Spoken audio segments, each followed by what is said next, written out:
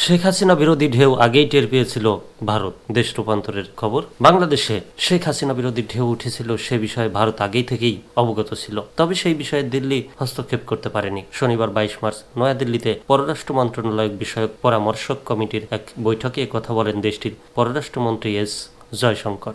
ভারতীয় সংবাদ মাধ্যম দ্য হিন্দুর প্রকাশিত একটি প্রতিবেদন অনুযায়ী শনিবার ভারতের পররাষ্ট্র মন্ত্রণালয় বিষয়ক পরামর্শক কমিটির সভা ছিল।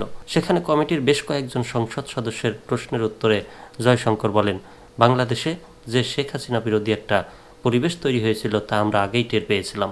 তবে সে দেশে যে এত বড় গণ অভ্যুত্থান হতে চলেছে তা আগাম টের পাওয়া সত্ত্বেও কেন নয়াদিল্লি কোনো ব্যবস্থা নেয়নি, এমন প্রশ্নে জয়শঙ্কর জানান, কারণ শেখ হাসিনার উপর তাদের যথেষ্ট প্রভাব ছিল না, তাকে শুধু পরামর্শ দেওয়া সম্ভব ছিল। ভারতীয় সংবাদ মাধ্যম দ্য হিন্দুর প্রতিবেদনে বলা হয়েছে, জয়শঙ্কর ইঙ্গিত দিয়েছেন ভারতের মতো আরও কয়েকটি প্রধান স্বার্থ সংশ্লিষ্ট পক্ষ বাংলাদেশের অভ্যন্তরীণ অস্থির পরিস্থিতি সম্পর্কে আগে থেকেই জানত।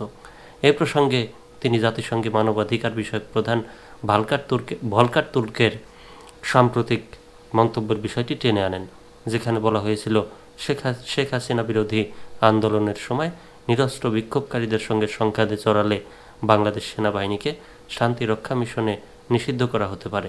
এমন সতর্কবার্তা জাতিসংঘ আগে থেকেই দিয়েছিল বলে জানান তিনি। দেশের মানুষও অনেকটা জেনেছিল। কি বলেন আপনারা, যে অবৈধভাবে আর এতদিন থাকা যায় না?